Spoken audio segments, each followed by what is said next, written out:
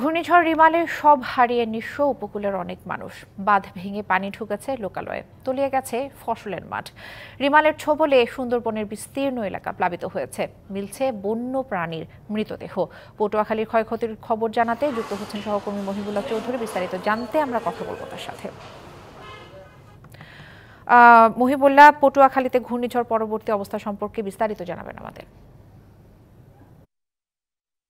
ইতিমধ্যে কিন্তু ঘূর্ণিঝড়ের যে ক্ষত চিহ্ন সেটি কিন্তু স্পষ্ট হয়ে উঠেছে।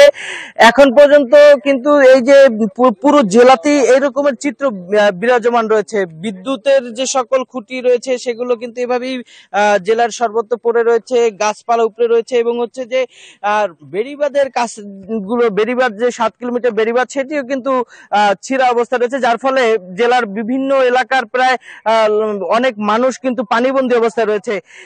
আমরা কথা বলেছিলাম জেলা পানি উন্নয়ন বোর্ডের সাথে, তারা আমাদেরকে জানিয়েছে যে ঘূর্ণিঝড় রিমেলের প্রভাবে 7 কিলোমিটার বেড়িবাঁধ কিন্তু ক্ষতিগ্রস্ত হয়েছে। এছাড়া কি পরিমাণ রাস্তা সড়ক যে ক্ষতিগ্রস্ত হয়েছে তার কিন্তু সঠিক পরিসংখ্যান এখন পর্যন্ত পাওয়া যায়নি। তবে জেলা ত্রাণ দুর্যোগ আমাদেরকে জানিয়েছে যে প্রায় 7,000 বাড়িঘর আংশিক ক্ষতিগ্রস্ত হয়েছে এবং 2,000 বাড়িঘর বিধ্বস্ত হয়েছে, পুরোপুরি সম্পূর্ণ বিধ্বস্ত হয়েছে। এছাড়া কথা বলেছিলাম জেলা কৃষি সম্প্রসারণ অধিদপ্তরের সাথে, কৃষি সম্প্রসারণ অধিদপ্তর আমাদেরকে জানিয়েছে 4499 হেক্টর জমির ফসল আক্রান্ত হয়েছে। এছাড়া কথা বলছিলাম জেলা মৎস্য কর্মকর্তার সাথে, তিনি আমাদেরকে জানিয়েছে যে প্রায় 10,000 পুকুর এবং মাছের ঘের কিন্তু প্লাবিত হয়ে ক্ষতিগ্রস্ত হয়েছে, যার ফলে 28 কোটি টাকার ক্ষতি সাধিত হয়েছে। আমরা একজন স্থানীয় সাথে কথা বলতে চাচ্ছি। আপনি একটু জানাবেন যে এই যে ঘূর্ণিঝড় রিমেলে আপনাদের কি ধরনের সমস্যার সম্মুখীন হচ্ছেন, বিদ্যুৎ এসছে কিনা বা কি ধরনের সমস্যা সম্মুখীন হচ্ছেন এই বিদ্যুৎ না থাকার কারণে, একটু জানাবেন।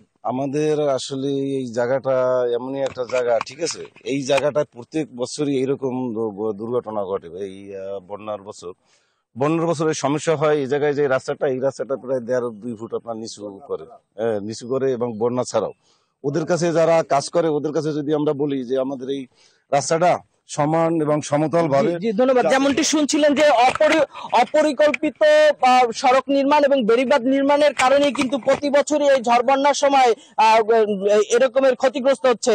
তো স্থানীয়দের দাবি যে পরিকল্পিতভাবে রাস্তা এবং সড়ক নির্মাণের। তো পটুয়াখালী থেকে এই ছিল সর্বশেষ। মহিবুল্লাহ, ধন্যবাদ আপনাকে। নগদে 500 টাকা বা তার বেশি পেমেন্টে পেতে পারেন ঢাকায় জমিসহ 20 কোটি টাকার পুরস্কার।